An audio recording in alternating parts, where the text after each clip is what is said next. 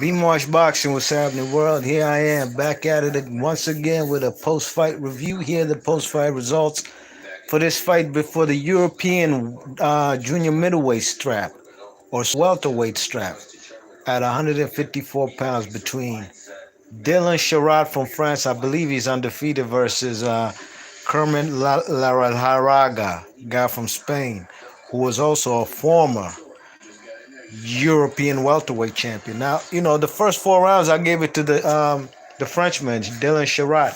Dylan Charrat was a taller fighter, fighting behind the jab, executing vicious, nice uppercuts. He was timing the man Lejaragga very well. Lejaragga sometimes can tend to be wild, and coming in straight lines, and Dylan was catching him with straight right hands, and the jab and the uppercut was also percolating. That man Lejaragga in the second half of the fight started to close the distance, get on the inside by working the body, throwing that overhand rights and right and left hooks. You know what I'm saying? And it was a tough round, but you could see the Frenchman was now had his back against the ropes for most of the second half of the fight, at least from round 5 through whenever this fight ended. You know what I'm saying? He just the pressure that Lejaragga was applying. He was landing some punches, but Lejaragga had this guy on the back foot for most of the second half of the fight. And then there was an accidental head clash, you know what I mean? Or maybe it was a punch, but the man just started leaking.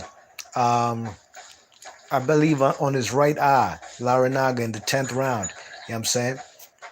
They didn't report out for the 11th round. The referees and the doctors stopped the fight, so the fight had to go on the scorecards, you know what I mean? And it was quite unfortunate because I wanted to see how this fight would play out, at least if the fight would go the distance. So the judges scored this fight a split decision victory, or majority decision, excuse me. One judge had it 95-95, 5 rounds apiece. And that's how I had this fight. I thought that the man Lejaragga won the 5th round. But the first 4 or 5 rounds, I gave it to the man, the Frenchman. You know what I'm saying?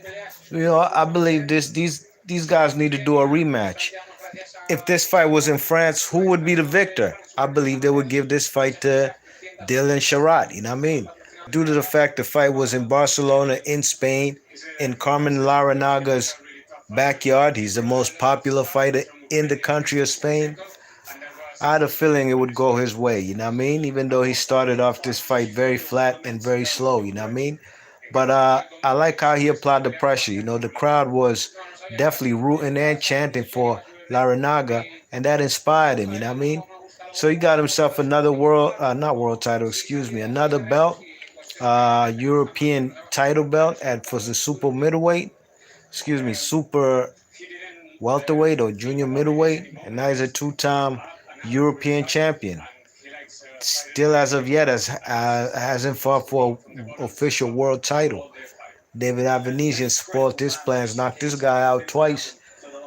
Now we'll see what this guy got at 154 pounds. To me, he's a smaller guy at 154, but his style, he's an aggressive, come forward, pressure fighter.